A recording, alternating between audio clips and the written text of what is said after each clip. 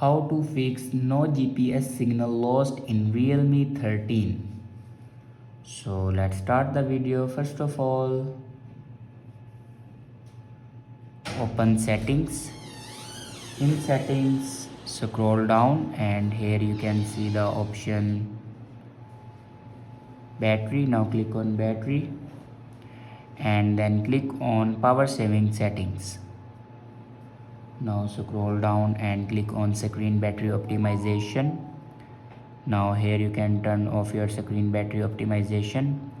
After turn off this button, then go back to the main page of your settings and click on system and update.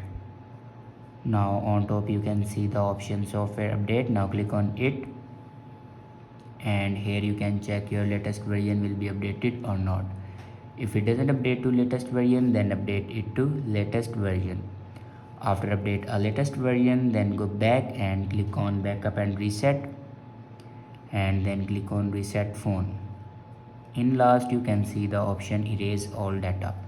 Now click on it and here enter your password to erase all data.